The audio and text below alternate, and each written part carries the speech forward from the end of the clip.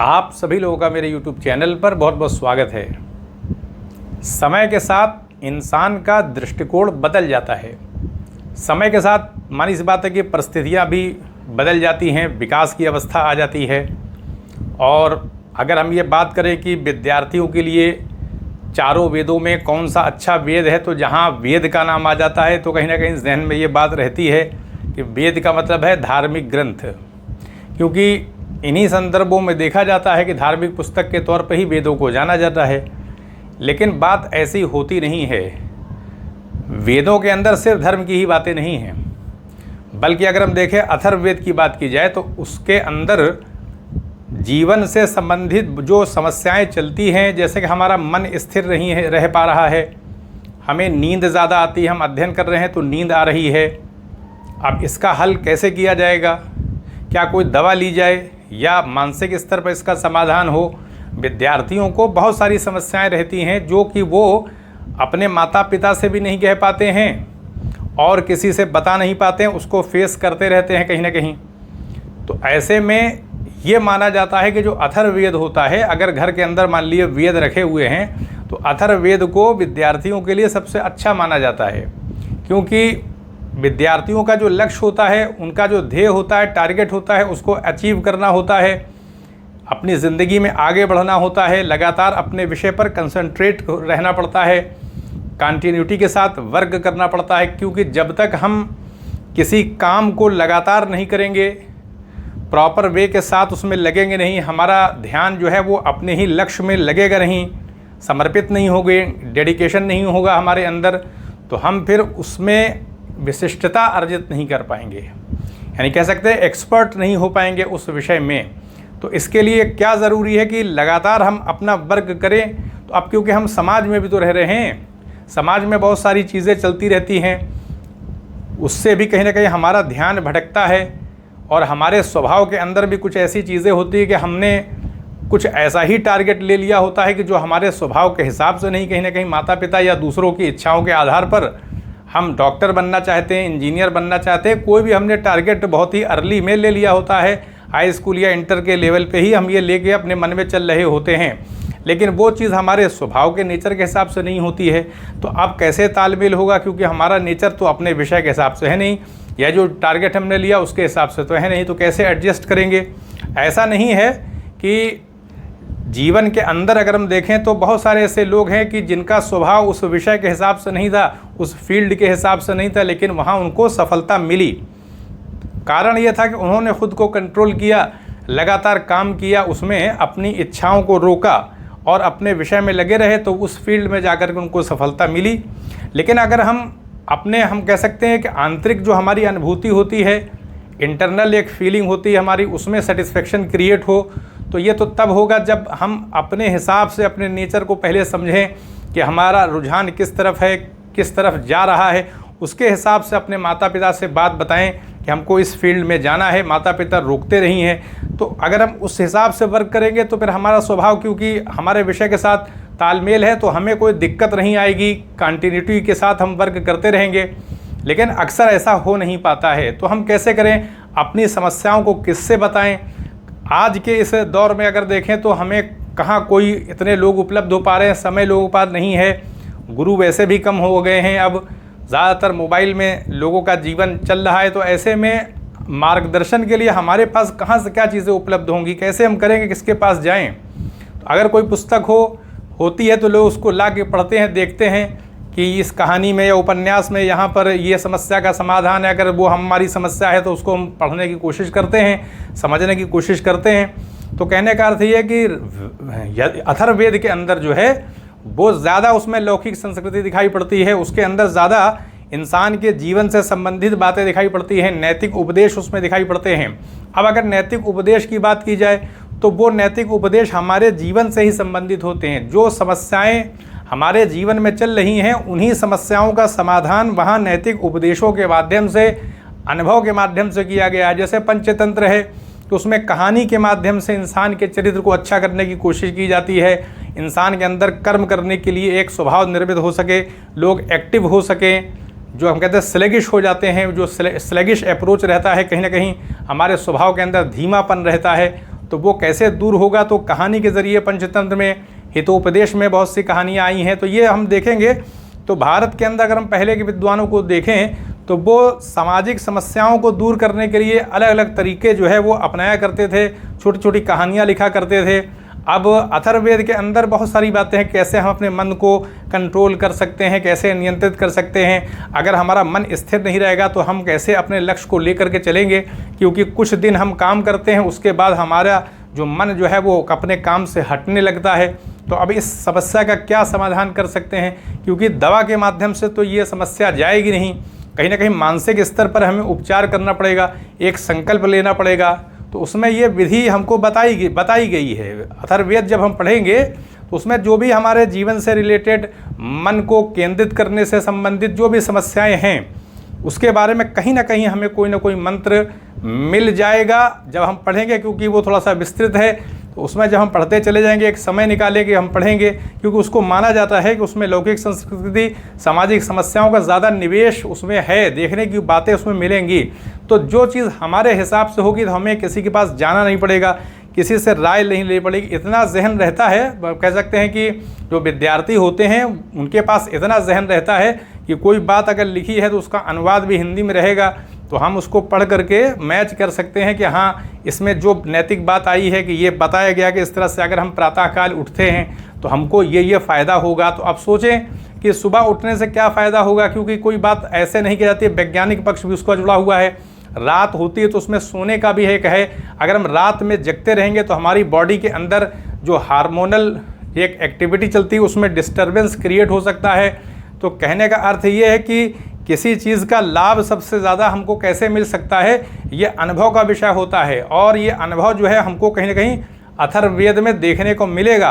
तो हमें किसी के पास जाने की भी ज़रूरत नहीं है, और हमको अथर्ववेद में सारे अनुभव मिल भी जा रहे हैं। हमने एक समय भी बना लिया है कि हम इसका अध्ययन करेंगे। तो अक्सर लोग ये पूछने की कोशिश करते हैं कि जो 4 वेद हैं, ऋग्वेद, यजुर्वेद, सामवेद, अथर्ववेद, उसमें विद्यार्थियों के लिए कौन सा ऐसा वेद है जो कि पढ़ा जाए जिससे कि हम अपनी प्रॉब्लम सॉल्व कर सकें। तो माना जाता है कि अथर्ववेद में है, क्योंकि ऋग्वेद की अगर बात करेंगे तो ऋग्वेद जो है उस ज़्यादातर उसमें मतलब बहुदेवादी प्रवृत्ति मिलेगी, उसमें धार्मिक पक्ष ज़्यादा दिखाई पड़ेंगे, देवी देवताओं की ज़्यादा उस स्तुतियाँ उसमें दिखाई पड़ेंगी, प्रार्थनाएं उसमें अपने जीवन से संबंधित दिखाई पड़ेंगी, और धर्म की भी बातें हैं और जीवन से जुड़ी हुई बातें भी हैं। लेकिन व्यापकता की अगर बात की जाए, उसका जो एक्सपेंशन अगर बात की जाए, विस्तार देखा जाए, तो लौकिक संस्कृति यानी जो हमारी सोसाइटी है उससे रिलेटेड जो समस्याएं हैं वो अथर्ववेद में ज़्यादा हैं।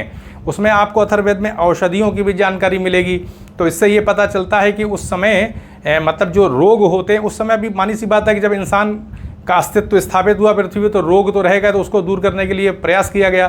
तो औषधियों की जो जानकारी उसमें जब हम पढ़ेंगे तो वो भी आएगी। तो उसमें हो सकता हो हमारे स्वास्थ्य से संबंधित कोई औषधि मिल जाए या कोई एक उपाय मिल जाए।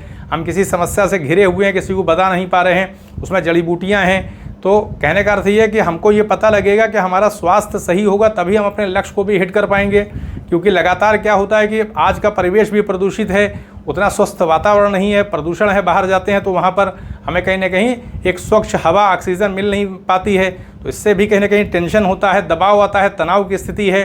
तो तनाव को दूर करने के लिए उसमें बातें मिलेंगी। टेंशन आ जा रहा है तो उससे हम कैसे निपट सकते हैं, हमें किसी विषय में लेकर कोई समस्या है, हम भौतिक विज्ञान नहीं समझ पा रहे हैं, गणित में कमज़ोर हैं, तो उसका समाधान कैसे किया जाए, उससे संबंधित भी नैतिक बातें वहाँ कहीं ना कहीं देखने को मिलेंगी।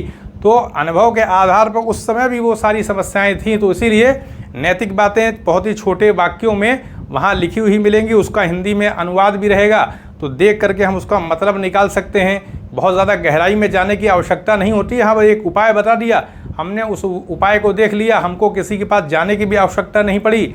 एक नियमित रूप से जब भी हमको समय मिला, हमने कुछ पन्ने जो है पलट लिए, रेगुलर हम उसको देख रहे हैं, हमारी काम की जो बातें आ रही हैं उसको नोट भी करते जा रहे हैं, फिर उस पर ध्यान हम लगा रहे हैं कि हाँ इसमें क्या कहा गया है। तो हमारा जो लक्ष्य है उसमें वो बातें हमारे कहीं ना कहीं अनुकूल होंगी, उससे हमको शक्ति मिलेगी, आगे बढ़ने का मौका मिलेगा। तो अगर हम प्रयास करेंगे तब वहाँ जो चीज़ें लिखी हैं उससे हम कोई फ़ायदा उठा सकते हैं। अब अगर हमको प्यास लगी या कुआं है तो हमें जाना पड़ेगा, अगर हम नहीं जाएंगे तो कुआं हमारे पास चल के नहीं आएगा। तो ये होता है कि अगर हम ये सोच लें कि वेद का मतलब सिर्फ धार्मिक बातें हैं, उसमें हमारे लिए कुछ मिलेगा नहीं, कहाँ वेद की बात कर रहे हैं, आज विज्ञान का ज़माना है, तो बात ऐसी नहीं है। वैज्ञानिक बातें उस समय भी थी, धार्मिक बातें थी, मनुष्य ने उस समय के हिसाब से चीज़ों का निर्माण किया। और कहा जाता है वेदों में जितने भी विषय हैं, चाहे समाजशास्त्र से संबंधित विषय हो, चाहे औषधि शास्त्र से संबंधित विषय हो, चाहे संगीत हो, आप किसी भी देखें, रेखा गणित हो, यजुर्वेद के अंदर देखेंगे तो यज्ञों को किस तरह से बनाया जाता है, पूरा ज्यामिति का ज्ञान उसमें सूक्ष्मता के स्तर पर मिलेगा। तो इससे ये पता लगेगा कि हमको किस ढंग से काम करना है, हम अपने जीवन में कैसे आगे बढ़ें। तो उससे संबंधित अगर उपदेशात्मक बातें हमको एक जगह मिल जा रही हैं और बताया जाता है कि विद्यार्थियों के लिए अनुकूल भी है वो, तो हम उसका अध्ययन कर सकते हैं। हम चाहें तो कर सकते हैं, हमारे ऊपर है, और चाहें तो ना भी करेंगे, ये हमारे पूरे विवेक का मामला है। अगर हम लाभ उठाना चाहते हैं तो हम पढ़ सकते हैं। अब पढ़ने के लिए कोई ज़रूरी नहीं है कि हम उसका निरंतर अध्ययन करते रहें। 10 मिनट भी अगर हमने 4-10 मान लिए कुछ पढ़ लिए मंत्र, अब रेगुलर वे में 10 मिनट कभी समय मिला पढ़ते रहे, तो जो बात कहीं आ गई, अरे ये तो हमारे लिए बड़े अनुकूल, ये मतलब वाक्य आ गया, ये उपदेश आ गया है, इसको नोट करते हैं, फिर उसके बाद हम समय निकालें, उस पर विचार करें। तो कहने करते इस तरीके से जैसे हम एक बगीचे में जाते हैं, वहाँ फूल गिरता चुन लेते हैं, हमको जो अच्छा लगता है, हम फल कुछ तोड़ना चाहते हैं तो अगर पका हुआ फल रहता है हमको अच्छा लगता है, हम तोड़ लेते हैं। कहने का मतलब है कि हमारे काम की उसमें जो बातें होंगी हम उसको निकाल लेंगे, हमको किसी के पास जाना भी नहीं पड़ेगा, और हमको घर में बैठे हुए ही अपने पास ही ज्ञान की एक उच्चता जो है वो भी उपलब्ध हो जाएगी। तो इसलिए हम कह सकते हैं कि अथर्ववेद जो है, अगर उसमें ये बात आई है कि जीवन से संबंधित बहुत सारी उपदेशात्मक बातें, क्योंकि उसका निचोड़ कहीं ना कहीं है, बाद में जो ग्रंथ लिखे गए वो कहीं ना कहीं वेदों के आधार पर ही एक दिशा लेते हुए लिखे गए हैं, चाहे हितोपदेश हो, चाहे पंचतंत्र हो। तो कहने का मतलब ये कि कहीं ना कहीं वहीं से प्रेरणा मिली है, इंस्पिरेशन वहीं से मिला है। तो अगर अथर्ववेद हमारे घर में हो, हम अध्ययन करें और उससे हमें लाभ मिल जाता है, अपने जीवन में हम आगे बढ़ते हैं, तो इससे बेहतर और कोई बात नहीं हो सकती है। तो ये हमारे प्रयास पे होगा, हम कैसे प्रयास करते हैं। सब कुछ हमारे प्रयास, हमारे दृष्टिकोण, सोचने के ढंग पर है कि हमसे अगर कोई कहता है कि आप अथर्ववेद का अध्ययन करिए, उसमें बहुत अच्छी सी बातें मिलेगी, या हितोपदेश का उसे खरीदिए आप, उसमें बहुत अच्छी बातें हैं, कहानियों के माध्यम से उसमें प्रेरणा दी गई है, तो हमारा क्या रिएक्शन होगा सुनने के बाद। हमारे किसी मित्र ने बताया, कहीं से हमको सलाह मिली या कहीं से हमको मिला पढ़ने को, तो हम उस वक्त क्या सोचते हैं, कितना तार्किक होकर लॉजिकल वे में सोच लेते हैं, ये हमारे ऊपर होगा। क्योंकि हमारा जो उसी वक्त जो निर्णय होगा, जो फैसला होगा, वो हमारे व्यवहार की दिशा को तय कर देगा। तो हमें बहुत जागरूक और बहुत ही मतलब अलर्ट रहना चाहिए, बहुत ही अपने विषय में लेकर के, अपने फ्यूचर को लेकर के पूरे डेडिकेशन के साथ जो है वो हर चीज़ को मतलब कैसे तो उत्सुकता के साथ ग्रहण करना चाहिए। कहीं से कोई सूचना को इंसान दे रहा है तो क्यों दे रहा हो सकता हो किसी समस्या से हम 2-4 चल रहे हों, उससे परेशानियों से हम घिरे हुए हों, हमें हल नहीं मिल रहा है, लेकिन यहाँ पर एक कह सकते हैं संयोगवश इन्होंने एक सुझाव दे दिया है तो देख लेते हैं। तो ऐसे में हम खरीद सकते हैं, और कोई बहुत महंगी तो आती भी नहीं है कि हम उसको नहीं ले सकते। तो कहने का अर्थ ये है कि जो पुराने समय में जो उपदेश की बातें हैं, जो नैतिक बातें हैं, वो आज भी उतनी ही प्रासंगिक है, और बहुत सारी बातें तो मनोवैज्ञानिक हैं, और उसी आधार पर देखें मनोविज्ञान का भी विकास हुआ। कहीं ना कहीं बीज के रूप में तो सारी बातें वहाँ मौजूद हैं। तो चाहे समाजशास्त्र का विकास हुआ हो, चाहे भूगोल का विकास हुआ हो, बहुत सारी बातें उस वेदों में हैं।